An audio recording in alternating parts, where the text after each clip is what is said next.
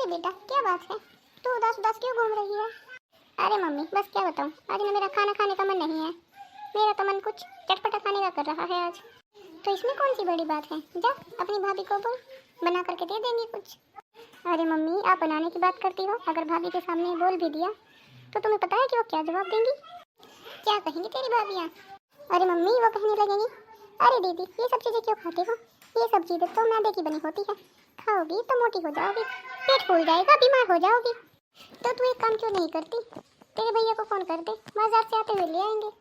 अरे मम्मी भैया भी तो भाभी की उंगलियों पर ही काम करते हैं, पहले उनसे ही फ़ोन करके पूछेंगे कि पिंकी ने ये मंगाया था, किसे खाना है, क्यों खाना है, और फिर भाभी उन्हें मना कर देंगी।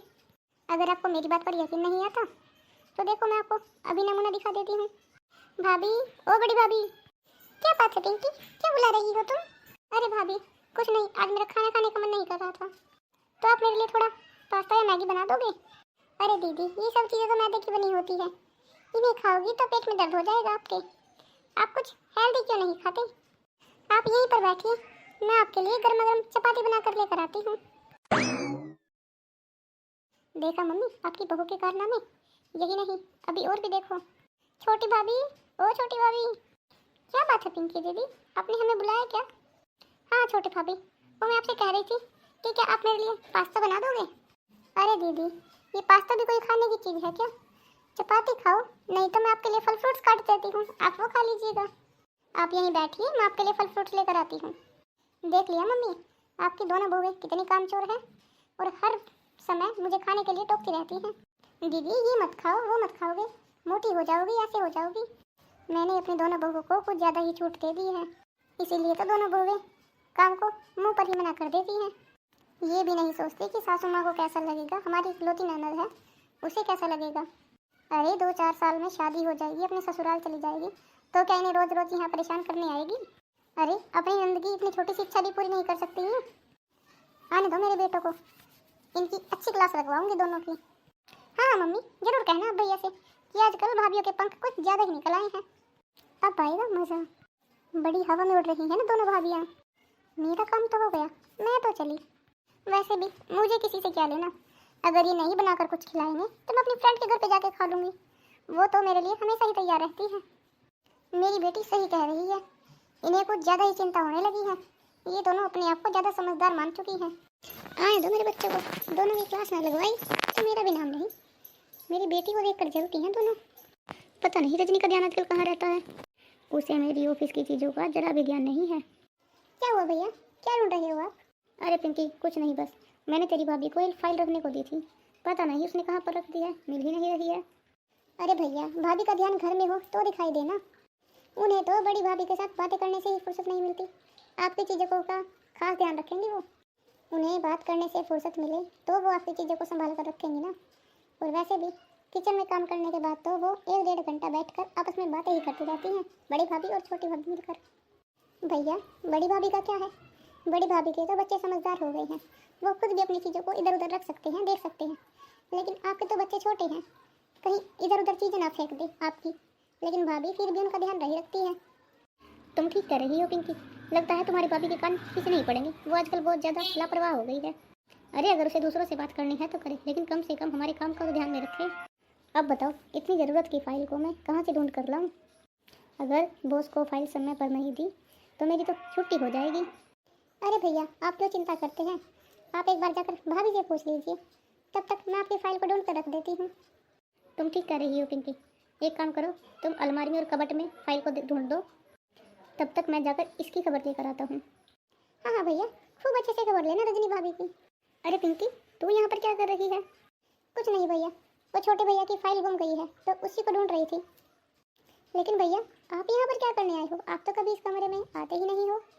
अरे पिंकी मैं भी राजेश से ही मिलने आया था, मैंने उसे एक फ़ाइल दी थी रखने के लिए, बस वही पूछने के लिए आया था। तेरी सीमा भाभी से पूछा तो उसने कोई जवाब ही नहीं दिया। अरे भैया जवाब क्यों देगी, अगर उनका घर में ध्यान होगा तो ही ना आपकी बातों का जवाब देगी। वो तो जैसे ही उनका काम खत्म होता है बस बैठ जाती है दोनों भाभी बातें करने, और फिर क्या लगी रहती है घंटों घंटों बातें करने में। अरे भैया घर में तो उन दोनों का जरा भी ध्यान नहीं है, बस सारा दिन मम्मी ही इधर से उधर ढूंढती रहती है, कभी कुछ तो कभी कुछ, और जो बचा कुचा है वो मैं देखती रहती हूँ। अभी राजेश भैया की फाइल भी मुझे ही ढूंढनी पड़ रही है। क्या करें हम इन दोनों का, हमें तो समझ में ही नहीं आ रहा है। अरे आप यहाँ पर क्या कर रहे हो? मैंने तो आपको छत पर बुलाया था। तुम होती कौन हो मुझे छत पर बुलाने वाली? घर के कामों में तो तुम्हारा ध्यान रहता नहीं है, बस बातें करवा लो तुमसे जितनी मर्जी। इस तरह से क्या देख रही हो तुम मुझे? घर के काम तो तुमसे होते नहीं हैं। घर के काम तो पिंकी और मम्मी करती रहती है, तो तुम दोनों घर पर बैठ कर क्या करती हो? गप्पे लड़ाती हो? तुम दोनों को शर्म लिहाज है कि नहीं? दो दो बहू के होते हुए मेरी माँ को और मेरी बहन को काम करना पड़ता है। ये आपसे किसने कह दिया कि हम घर पर काम नहीं करते? अरे हम सारा दिन तो काम करते रहते हैं। और मुझे आप एक बात बताइए, ये पिंकी यहाँ पर क्यों आई थी? तुम्हें इस बात से क्या मतलब है कि वो यहाँ क्या कर रही थी? पहले तो मुझे ये बताओ कि तुम यहाँ पर क्या कर रही हो? तुम दोनों को एक फाइल ढूंढने को कहा था जो तुमसे अब तक नहीं ढूंढी गई। हम तो आप सबका इतना ध्यान रखते हैं और दीदी का भी इतना ध्यान रखते हैं, लेकिन पता नहीं वो हमारे बीच में लड़ाई करवा कर क्या कहना चाहती है। तुम मेरी बहन को बीच में ना ही लाओ तो ही अच्छा है। अरे लाऊं क्यों ना, सारी लड़ाई तो उसने ही करवाई है ना। आज उसे थोड़ा पास्ता खाने के लिए मना क्या कर दिया तो उसने तो पूरे घर में ही हंगामा मचा दिया। यहाँ आकर आपके और मेरी लड़ाई करवा दी और वहाँ पर देवर और देवरानी जी को भी आपस में लड़वा दिया इसने। ये क्या कह रही हो तुम? हाँ मैं बिल्कुल सही कह रही हूँ। आज सुबह से पिंकी ने अलग अलग हम दोनों को बुलाकर पास्ता बनाने के लिए कहा था, लेकिन हम दोनों ने नहीं बनाया, तो इसने मम्मी जी के साथ मिलकर ये ड्रामा शुरू किया।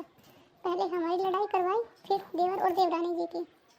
अगर पिंकी की हरकतें इसी तरह से चलती रही तो ये घर एक दिन बर्बाद हो जाएगा और हम कहीं के नहीं रहेंगे, क्योंकि ये लड़की इस घर में इस तरह से फूट डलवा रही है कि ना जाने क्या हो जाए। मैं तो कहती हूँ कि आप इस लड़की की शादी करवा दीजिए।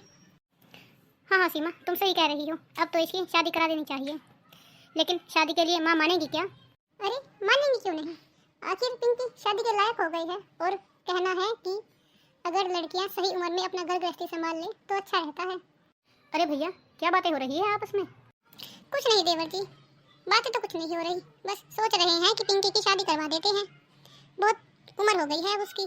अरे रजनी तुम भी आ गई? आओ तुमसे भी किसी बात पर सलाह लेनी थी। मुझसे किस बात की सलाह लेनी है जी आपको?